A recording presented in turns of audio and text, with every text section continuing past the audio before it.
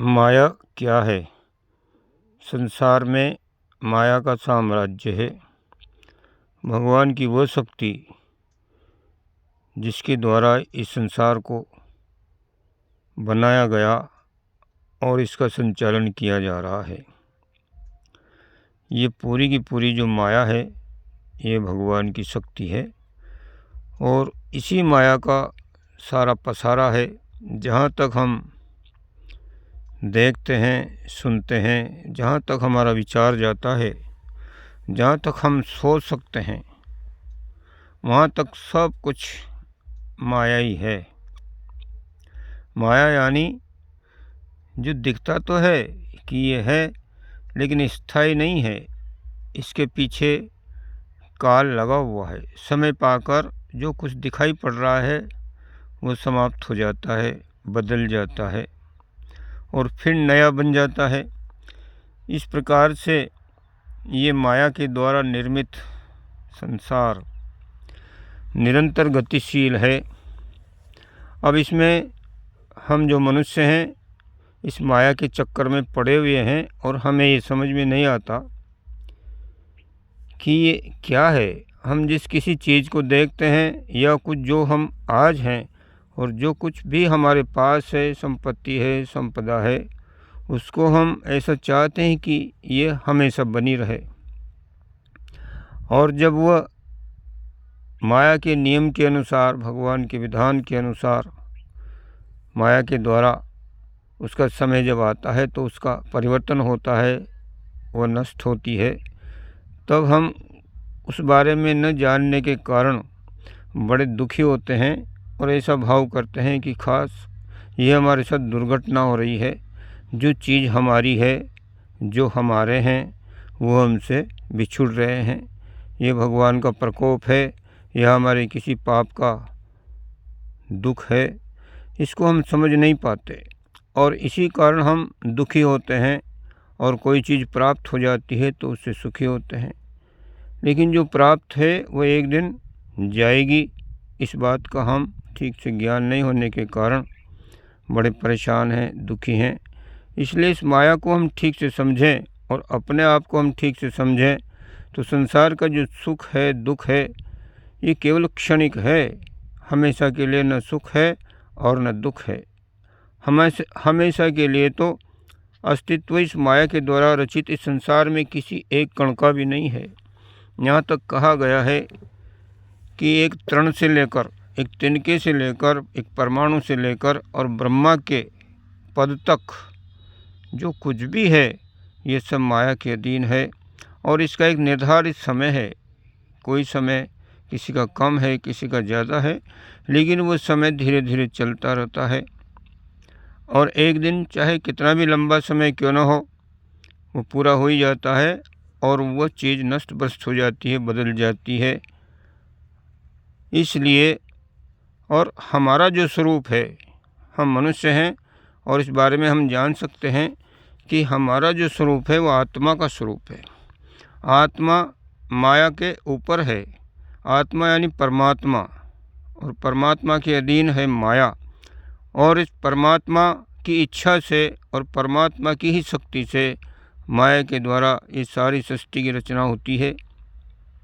इसलिए हमारा मूल स्वरूप जो है आत्मा का है, परमात्मा का है। और ये ज्ञान हम मनुष्य जीवन में ही कर सकते हैं। और इसमें जब हमें ये ज्ञान हो जाए कि हम आत्मा है, परमात्मा है, माया से ऊपर हैं, माया हमारे अधीन है, हमारी की इच्छा के अनुसार चलती है, तो ये निर्वाण है। इसी को मुक्ति कहा जाता है। और उसके बाद हम जैसा चाहें वैसा इस माया के द्वारा हम आदेश देकर हमारी इच्छा के अनुसार जो कुछ भी हम निर्मित करना चाहें वो सब कुछ होता है। ये स्थिति ब्राह्मी स्थिति होती है।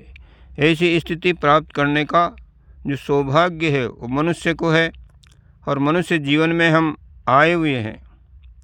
ये मनुष्य जीवन हमें इसीलिए मिला हुआ है कि हम अपने असली स्वरूप को, उस भागवत स्वरूप को पहचानें और ये सुख दुख माया का जो चक्कर है उसको समझें और इससे बाहर निकलें, स्वतंत्र बनें।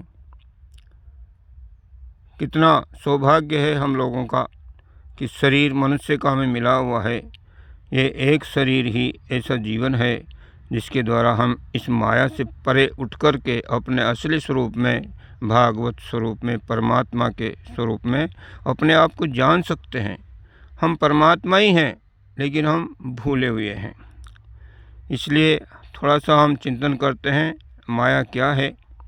भगवान की जब इच्छा हुई, यानी हमारी आत्मा यानी परमात्मा की जब इच्छा हुई, वो निराकार ब्रह्म अनाम, उसका कोई रूप नहीं, कोई आकार नहीं, कोई स्थान नहीं, सर्वत्र सर्वव्यापी और चैतन्य, सत्य और चित्त और आनंद स्वरूप वो परमात्मा है। उसकी जब इच्छा हुई कि मैं एक से बहुत हो जाऊं, तो उसके द्वारा जो है एक शक्ति का प्रादुर्भाव हुआ। उसकी इच्छा शक्ति को ही माया कहते हैं। उस इच्छा शक्ति के माध्यम से जो है सारी सृष्टि की रचना की गई, और उस माया ने ब्रह्म की शक्ति के साथ, यानी कि सारी शक्ति तो परमात्मा की है और उपकरण माया के रूप में वो बनी, और उसने इस सृष्टि की रचना करने के लिए सबसे पहले प्रकृति का निर्माण किया। प्रकृति और पुरुष दो चीज़ें उसने बनाई। पुरुष यानी आत्मा की आत्मिक शक्ति, और प्रकृति यानी चेतन के साथ जड़ पदार्थ, और ये तीन गुणमयी बनी माया। सत्य, रज और तम, इन तीन गुणों से युक्त इस माया का निर्माण हुआ। और इन तीन गुणों के साथ में जब वो ब्रह्म आत्मा के रूप में इसके साथ जुड़ गया, तो एक तीसरी शक्ति पैदा हुई जिसका नाम है जीव। ब्रह्म, जीव और माया, ये तीन चीज़ें इस प्रकार से बनी। लेकिन ये सारी की सारी जो बनी हुई हैं, ये सब कुछ परमात्मा का ही अपना स्वरूप है, उसका फैलाव है। तो जब जीव बन गया, तो वो अपने आप को इस माया के पर्दे के अंदर भूल गया, अपना असली स्वरूप भूल गया, और वह इस माया के लपेटे में आकर अपने आप को इस माया के अंतर्गत जड़ ही समझने लगा। माया से निर्मित हुआ ये शरीर, जिसके अंदर 23 तत्व हैं, और इस शरीर के अंदर जो 5 इंद्रियां हैं, 5 कर्म इंद्रियां, 5 ज्ञान इंद्रियां, और उसके 5 जो है शब्द, रूप, रस, गंध, स्पर्श, ये तन्मात्राएं 5, और आकाश, वायु, अग्नि, जल और पृथ्वी, ये 5 तत्व। इस प्रकार से 20 तत्व ये हो जाते हैं स्थूल। और सूक्ष्म जो प्रकृति है वो है मन, बुद्धि, चित्त और अहंकार। इस प्रकार से ये कुल मिलाकर 24 तत्व हो गए। अब इनके द्वारा ये सारा संसार विनिर्मित है, लेकिन इसके अंदर फिर 25वां जो तत्व है वो है ब्रह्म की शक्ति यानी आत्मा।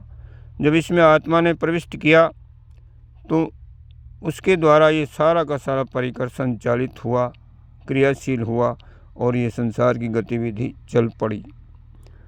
जैसे ही ये चला, उसी दिन से काल इसके साथ जुड़ गया। काल यहाँ से शुरू हो गया, और काल का अर्थ है कि ये बना है और एक दिन समाप्त होगा। लेकिन इसको जो बनाने वाला है यानी आत्मा या परमात्मा, वो हमेशा से है, हमेशा रहेगा, हमेशा ही है। इसलिए उसके पीछे काल नहीं है, वो कालातीत है, और वो त्रिगुणातीत है। त्रिगुणों के अंदर ये माया है।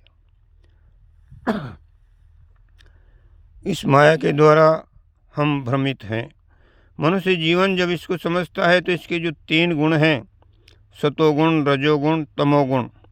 तमोगुण का मतलब होता है बिल्कुल अज्ञान, अंधकार। जिस प्रकार से कोई चीज़ रखी हुई है अंधेरे में, वो सब कुछ होते हुए भी उसमें प्रकाश न होने के कारण चीज़ रखी हुई है और हमें उसकी आवश्यकता है, लेकिन वो दिखाई नहीं पड़ती, इसलिए उसको हम उपलब्ध नहीं कर सकते। ठोकरें खाते हैं, इधर उधर ढूंढते हैं और अभाव में ही रहते हैं। यदि उसमें प्रकाश हो जाए, तो वो सारी की सारी चीज़ें जो उस कमरे में या अंधेरे में रखी हुई हैं, हमें सब स्पष्ट रूप से दिखाई पड़ें, और जिस चीज़ की हमें आवश्यकता है, उन सब चीज़ों को हम देख करके उनका हम सदुपयोग करें, उनसे लाभ उठाएं, और हमारे अभाव दूर हो जाएं, हम सुखी हो जाएं, आनंद में चले जाएं। लेकिन अंधेरे के कारण इसलिए ये जो माया का जो तम है यानी तमोगुण जो है वह हमें बिल्कुल अंधकार में रखता है, अज्ञान में रखता है। दूसरा जो गुण है रजोगुण। रजोगुण का मतलब होता है क्रियाशीलता, निरंतर क्रियाशील रहना। हम जो आदमी रात दिन मेहनत करता है, कमाता है, खाता है, पीता है और बहुत कुछ साधन सुविधाएं जुटाता है और वह इसी रजोगुण के माध्यम से जो है चलता रहता है प्राप्त करने के लिए। प्राप्त भी करता है, लेकिन ऐसा करते करते कुछ जो चीज़ें प्राप्त हैं उनका समय आता है तो वो टूटती हैं, तो फिर दुखी होता है। एक समय ऐसा भी आ जाता है जो स्वयं का जो शरीर है ये भी जर्जर हो जाता है और ये भी नष्ट भ्रष्ट होता है, तो बड़ा दुख होता है और हम समझते हैं कि हम मर गए। यहाँ तक पूरा का पूरा अज्ञान, रजोगुण और तमोगुण में पूरा अज्ञान होता है। हम समझ नहीं पाते कि ये सब चक्कर क्या है। इसी माया का एक जो गुण है सतोगुण, उस सतोगुण में जब हम आते हैं तब फिर हमें थोड़ा सा कुछ समझ में आता है कि ये माया क्या है, संसार क्या है, हम कौन हैं, हम इससे किस प्रकार से उऋण हो सकते हैं, पार हो सकते हैं, हमारे जीवन का जो स्वतंत्रता है किस प्रकार से हम प्राप्त कर सकते हैं, ये सतोगुण में हमें प्राप्त होता है।